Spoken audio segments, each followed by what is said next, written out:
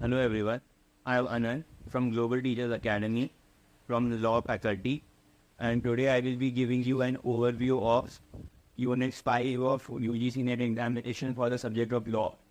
And this Unit 5 deals with law of torts and consumer protection. इस subject में law of torts में बहुत सारे लैटिन वर्ड्स का यूज़ है जो मैं आपको आराम से एक्सप्लेन करके आपका कॉन्सेप्ट क्लियर कर दूंगा, जिससे आपको कोई प्रॉब्लम नहीं होगी समझने में। ये भी एक इम्पॉर्टेंट टॉपिक है और यहाँ से काफ़ी क्वेश्चंस पूछे जाते हैं, तो मैं आपकी जो भी डिफिकल्टीज़ हैं इनको मैं ठीक कर दूंगा, आपको कोई प्रॉब्लम नहीं होगी इसमें। So beginning with this topic of law of torts, firstly I would like to say that the meaning of this word tort, law of torts.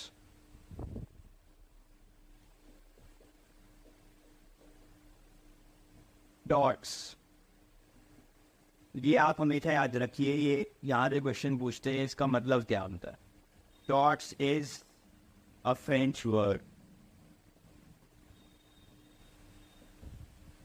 meaning wrong, and it was itself derived from the Latin word tortum,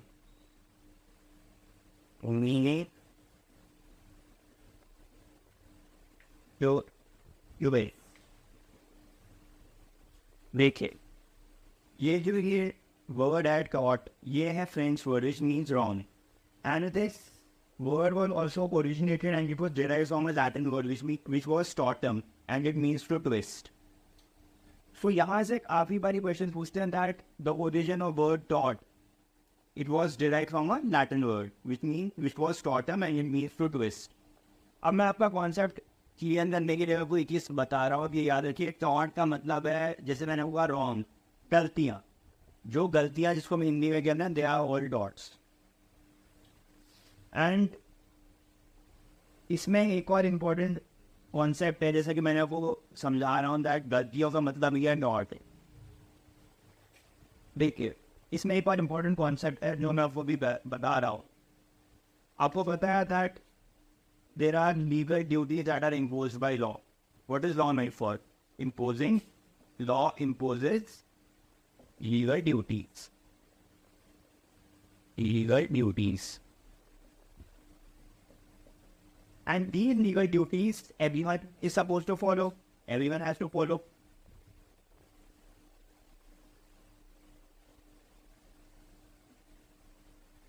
And when अब torts कहाँ से आते हैं, create कैसे होते हैं? देखिए, law impose करता है लीगल ड्यूटीज हर किसी भी इंसान पर, and these legal duties everyone has to follow. ये मेरे को फॉलो करनी है, आपको फॉलो करनी है, सबको फॉलो करनी है दुनिया में।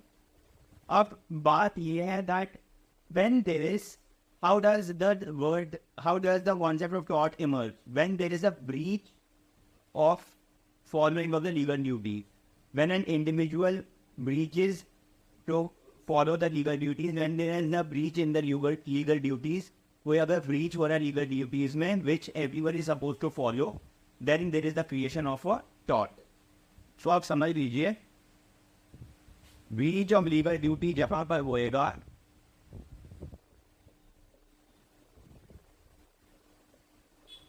It will give birth to tort.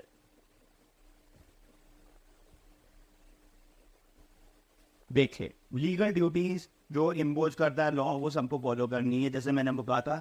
And how does the breach give birth to a tort? मैं आपको समझा देता हूँ। देखिए, अब आपकी कोई लीगल ड्यूटी है, ये सब की है, जैसे कि हम कहीं पर किसी की प्रॉपर्टी में एनक्रोच नहीं कर सकते, पर प्राइवेट प्रॉपर्टी में। अगर ये क्यों नहीं कर सकते हम एनक्रोच? क्योंकि ये एक लीगल ड्यूटी है, और ये लीगल ड्यूटी कहाँ से आई? ये इम्पोज करी थी हम पर लॉ ने। अगर आपने किसी की प्राइवेट प्रॉपर्टी में एनक्रोचमेंट करी है, ऑब्वियसली उससे पूछा बगैर कुछ किया है, सो इससे क्या होगा? You have breached the legal duty, and your legal duty was to preserve the privacy of that property, and you have breached it सो इससे क्या हुआ, टॉट क्रिएट हो गया। और टॉट का मैंने मीनिंग क्या बताया था सबसे पहले, अराउंड, जो गलती है, ये आपकी गलती क्रिएट हो गई। So being a legal duty that is imposed by law gives words to a taught.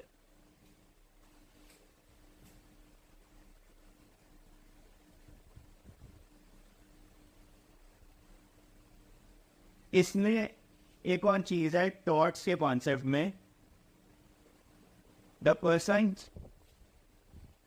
who breaches a legal duty or who commits a wrong, a civil wrong, that person is known as a tortfeasor. Tortfeasors. आप समझ लीजिए, these are those people who breach the legal duties imposed by the law.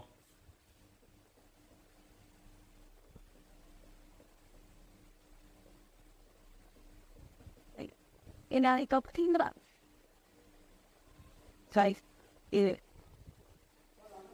And commit the tort.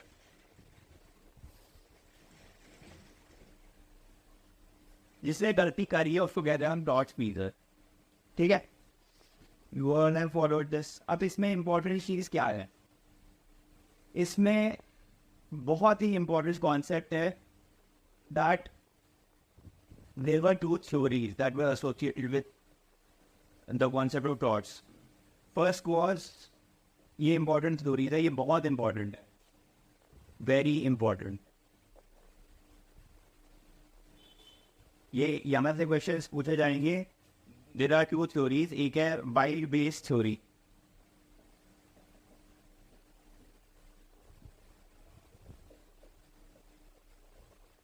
and second theory was pigeonhole theory.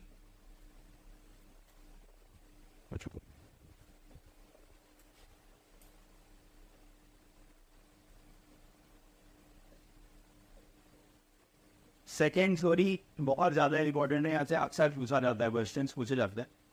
Wide based theory आप समझ लीजिए एक हिसाब से बहुत ही जनरल टर्म्स के बेसिस पर है, बहुत ही जनरल है। And this concept was given by a man called Winfield.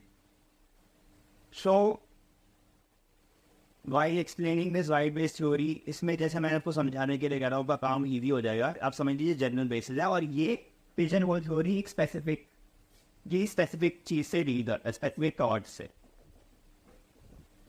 लेकिन जो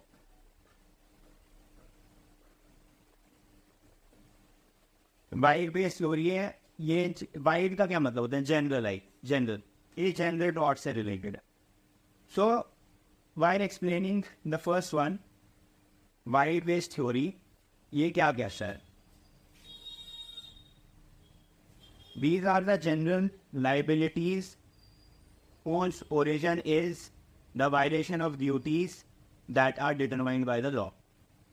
मैंने आपको क्या बोला था सबसे पहले, वाइड बेस्ड क्या, generalise. So these are the general liabilities, आप समझ लीजिए इसको, जो जनरल बेसिस पर है, जनरल लाइबिलिटीज। इसका ओरिजिन क्या है इस कॉन्सेप्ट का, इस origin the general liabilities that originate from the violation of duties that are determined by the law. So this is the wide based theory. Second theory जो बहुत इंपॉर्टेंट है, जिसके बारे में मैंने आपको अभी बताया था, दैट इज पिजन-होल थ्योरी। यहाँ से क्वेश्चन पूछे जाते हैं, तो इसको हम समझ के करते हैं। These are basically the wrongful acts whose origin is the specific tort, which is itself established, and this specific tort is established by the tort। इसका मीनिंग ये हुआ, स्पेसिफिक बेसिस पे मैं आपको बता रहा हूँ कि इसमें जो जिसका नुकसान हुआ है, who is claiming the legal damage, it is the huge responsibility of that person to prove that the wrongdoer has committed what tort has been committed which fits into, इसको pigeonhole क्यों कहते हैं, because we are fitting it in the bracket of a specific tort। तो मैंने आपको definition में क्या कहा था, the wrongful acts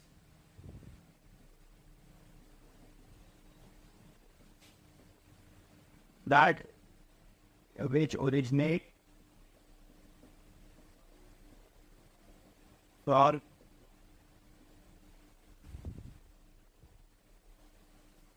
specific dot, and this specific dot is already established, और कौन इसको एस्टैब्लिश करता है? By the dot itself. तो ये मैंने आपको इसकी डेफिनेशन बता दी।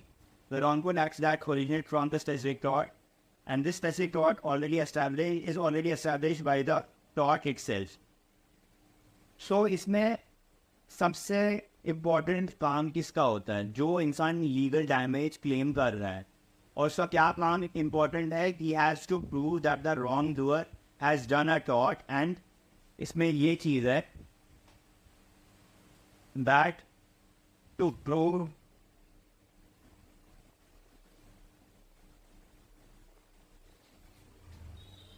या to establish the fact that उसको ये प्रूव करना है, उसका बाकी प्रूफ होना चाहिए इस बात का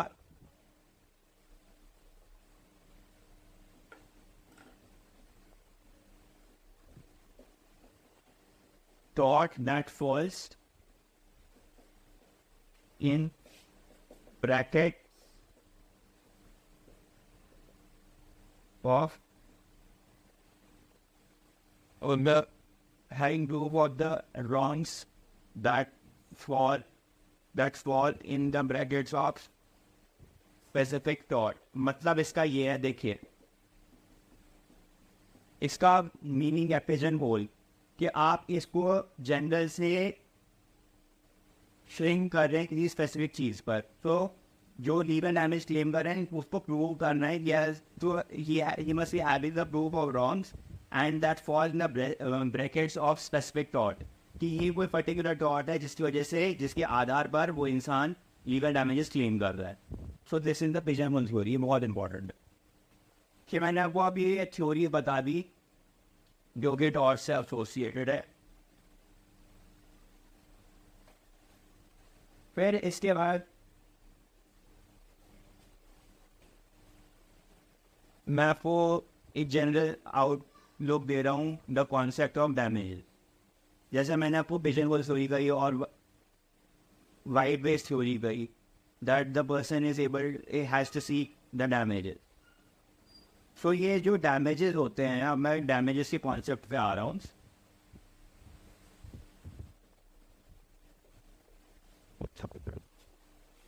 डैमेजेस क्या होता है, जो मैंने अभी डेफिनेशन में कवर किया था वर्ड, इसकी मैं एक्सप्लेनेशन आपको बता रहा हूँ। There are two types of damages, unliquidated and liquidated.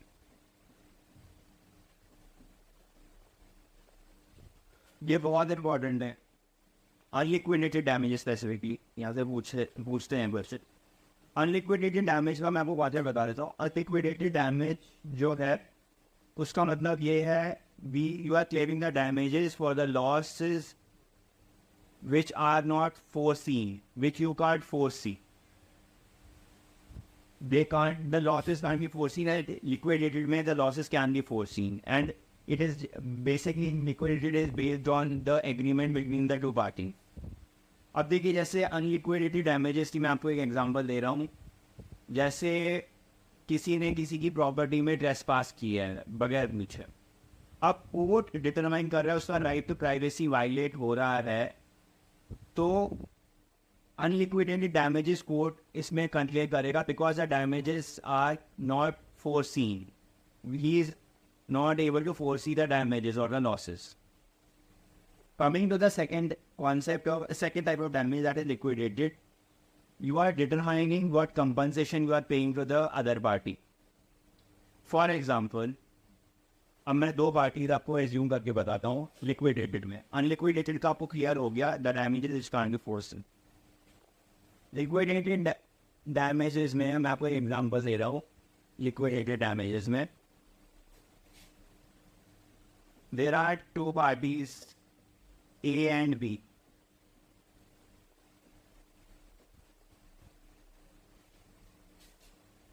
ए ने बी को अगर बोला था दैट तुम कल कोई गुड्स डिलीवर करोगे गोडाउन में, deliver the goods,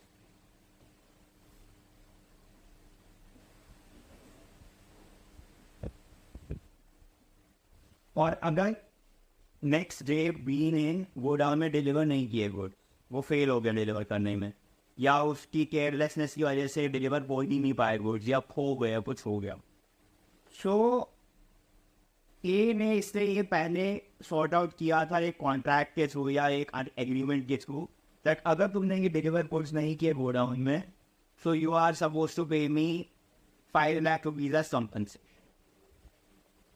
so B agree करता है, भाई ठीक है मैंने गलती करी है, अगर मैं गलती करता हूँ ऐसे, अगर आपको लगता है मैं कोई गलती करूंगा तो मैं आपको 5 लाख रुपए दे देता हूँ। So what is, so this is all the liquidity damage.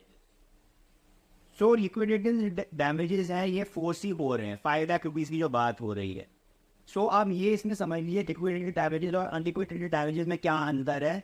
ये are forcing, they are not forcing, the unliquidated damages are not forcing but these are forcing. And also, these damages are determined by an agreement. You are already agreeing with the other party that if there is some carelessness on my part, so I will pay this amount of money, and there is mutual agreement. So this is the concept of liquidating damages.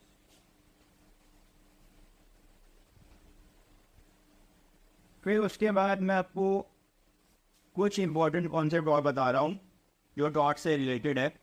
The concept of rights. Rights in torts.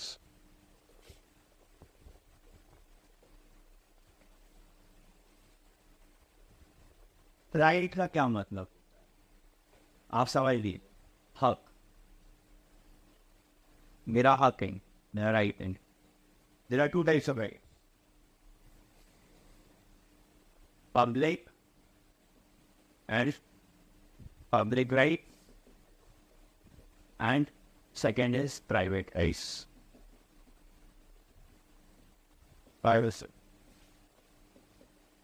These are the 2 broad categories of rights, public rights and private rights.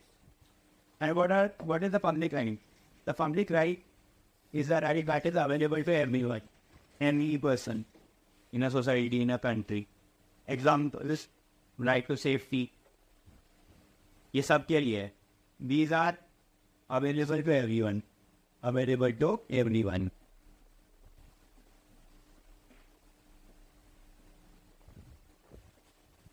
Public right. जैसे example right to safety. Example right to safety.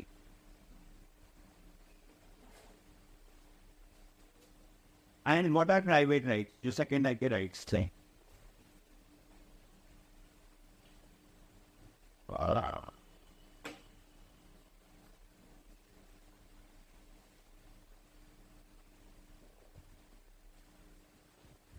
These are vested in an individual.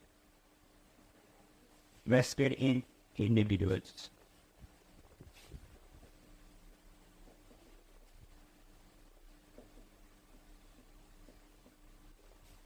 Public right सबके लिए common थे, वो सब में होते हैं, जैसे राइट टू सेफ्टी, जो कि जैसे आपको ऐसे जनरली बता रहा हूँ, जो कि कंट्री का कॉन्स्टिट्यूशन भी गारंटी करता है that right to safety, public policy, ये सब हर किसी के लिए अवेलेबल होते हैं। दीज आर दो public rights are basically available for everyone. The private rights these are vested in individuals, जैसे राइट टू प्राइवेसी हो गया, एग्जाम्पल मेरे हैं। प्राइवेट राइट्स से आप याद रखेंगे दैट ये एक इंडिविजुअल के अंदर वेस्टेड है, ये उसी के ही, और वो उससे कोई छीन नहीं सकता। अब इसमें 2 कैटेगरीज है प्राइवेट राइट्स में भी। Private rights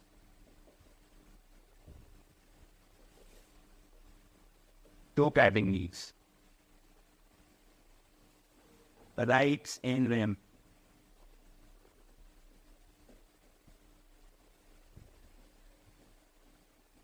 rights in first phone. Rights in the first right, ये प्राइवेट राइट की कैटेगरीज है। टाइप्स, ये मैंने आपको बता दिया टाइप्स क्या नहीं। Rights in rem, right in work. Rights in rem जो है they are also general rights जो सबके लिए हैं। जैसे आप किसी की प्रॉपर्टी में ज़बरदस्ती एंक्रोच नहीं कर सकते हो, किसी के घर में बगैर पूछे घुस नहीं सकते हो आप। So they are available in general terms. So these are basically the right which is possessed by an individual towards the society, और वो एक्सपेक्ट करता है कि वो सोसाइटी उसकी भी एज एन इंडिविजुअल कदर करे और वो भी सोसाइटी की इन रिटर्न में कदर करेगा। कोई उसकी प्राइवेसी में एनक्रोच नहीं करता है, उसका कुछ नुकसान नहीं है।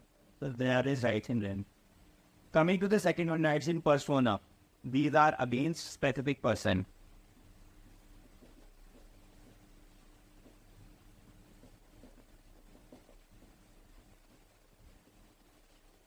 Rights in rent का rights towards society आप समझ लीजिए।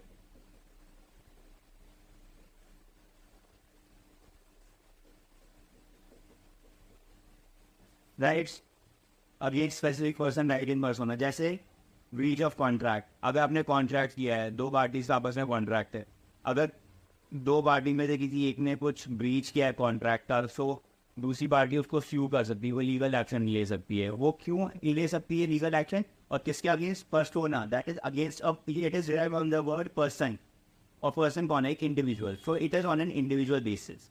It was on a general basis, right in rent, right in persona is on a specific on an individual basis. So that जैसे एग्जांपल देखिए मैंने आपको breach of contract,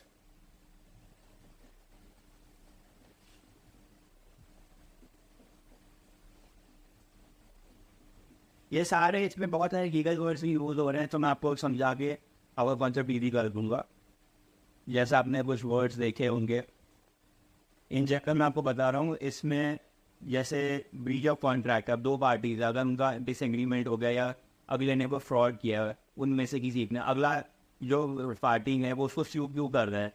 क्योंकि he has a right against that specific person, किसी individual के against है। It is not for the entire society. तो अगर वो स्यू करेगा वो इंसान को ही स्यू करेगा, पूरी सोसाइटी को स्यू नहीं करता। एग्जाम्पल मैंने आपको दे दी ब्रीच ऑफ कॉन्ट्रैक्ट। तो मैंने आपको राइट्स के बारे में बताया, मैंने आपको डैमेजेस के बारे में बताया, तो मैंने आपको टॉर्ट्स की जनरल आउटलुक भी मैंने आपको बता दिया, इम्पॉर्टेंट थ्योरीज भी बता दी। Now coming to the main important topic in torts, that there are essentials of torts.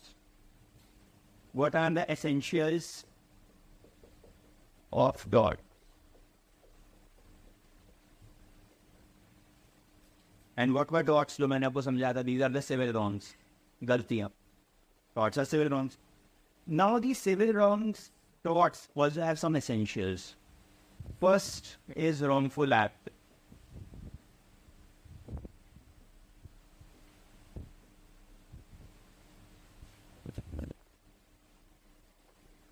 Then there is also that जो wrongful act कोई किसी के अगेंस्ट कर रहा है, उसके कारण क्या हो?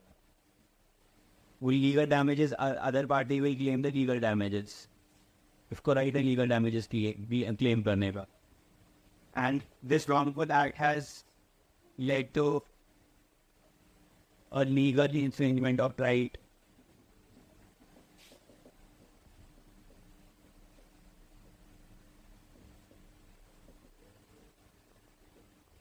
Then there is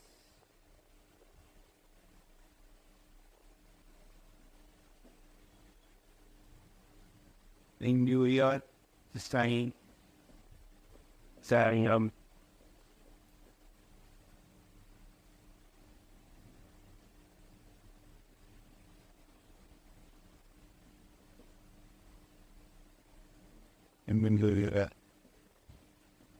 that legal infringement of rights किससे हुए? wrongful act से। then there is injuria sign, damnum sign injuria, and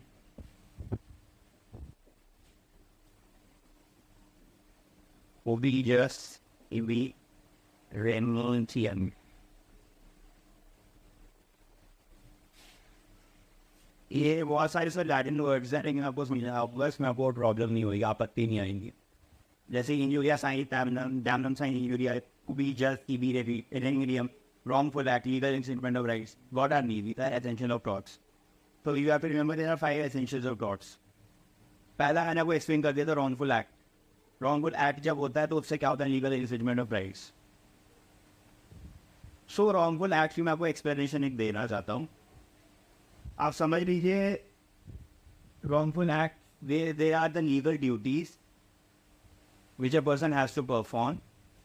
And if the person is not able to perform it, then it will result in a wrongful act. आपकी legal duty है और अगर आप वो नहीं कर रहे हो तो वो wrongful act में रिजल्ट करेगा क्योंकि ये ड्यूटीज इम्पोज बाय लॉ है. फिर है लीगल इन्फ्रिंजमेंट ऑफ राइट्स. उसके आप राइट्स को स्पॉइल कर रहे हो. जो विक्टिम हैं जो आपके अगेंस्ट एक एक्शन ले रहा है लीगल एक्शन, उसके राइट्स आप खराब कर रहे हो, इन्फ्रिंज कर रहे हो. इन्फ्रिंजमेंट का मतलब क्या होता है? रिस्ट्रिक्ट करना, खराब करना, स्पॉइल करना. Coming to the third important essential of torts, that is injuria sine damnum. Where there is the, अब आपको मैं ये इसकी एक्सप्लेनेशन एक एक करके समझाता हूँ.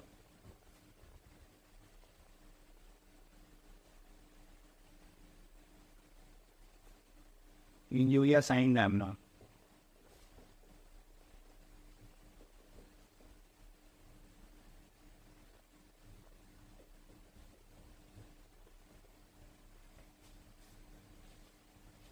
It is basically injury without a legal damage.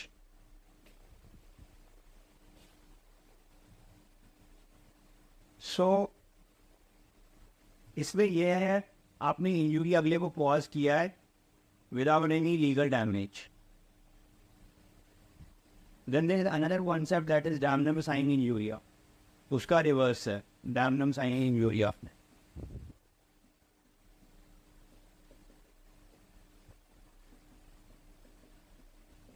These are the damages without any legal injury. अब आपको मैं एक और चीज़ बता रहा हूँ. जैसे कि मैंने आपको ये कॉन्सेप्ट बताया essentials of torts.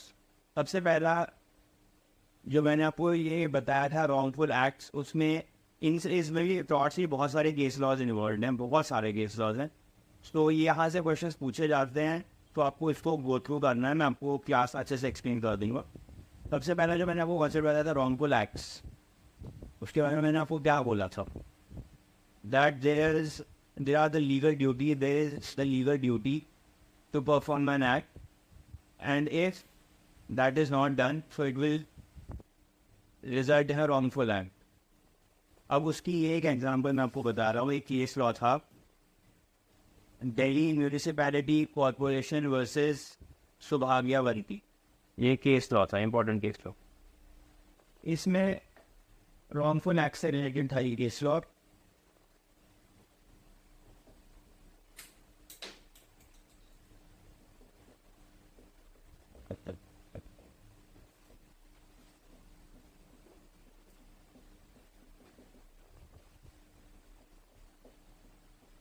So yeah, so yeah, the line T. इसमें ये केस लॉ में एक क्लॉक टावर मेंटेन किया गया था. उसमें लेकिन प्रॉब्लम ये थी उसका रिपेयर ठीक से नहीं हो रहा था. उसकी मेंटेनेंस वो मेंटेन करना था क्लॉक टावर को एक पब्लिक प्लेस पे, लेकिन उसकी मेंटेनेंस ठीक से नहीं की, रिपेयर वर्क नहीं हो रहा, जिसके कारण ये रिस्क पड़ रहा था लोगों को कि वो एक दिन अगर टूट गया, गिर गया वो क्लॉक टावर तो बहुत सारे लोगों की डेथ होगी थी. So it was an important case in wrongful acts. You are harming the society. It is a wrongful act. तो ये केस था Delhi municipal corporation versus सुभाग्यावंती.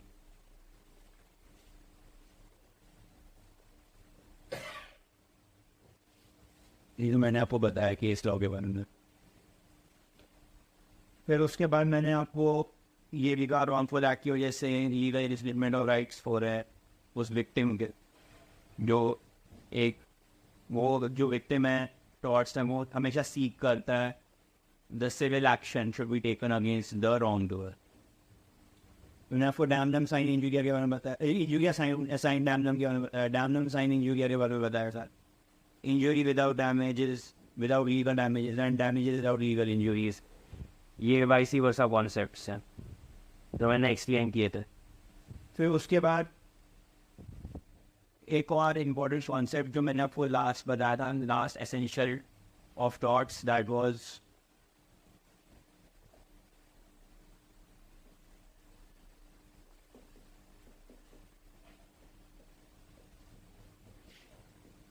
ओमिजस EBM medium. इसका मतलब ये है दैट जो वर्ड है ये ओमिजस ईबीएम मीडियम, जस्ट का मतलब है that there is a legal authority, the legal authority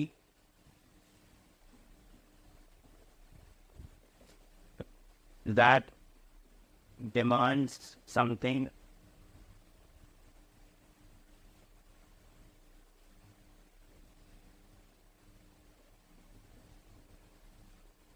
the legal authority that demands something and or it tells you to do something. And remedium, एक और वर्ड है इसमें, दैट इज और right of action.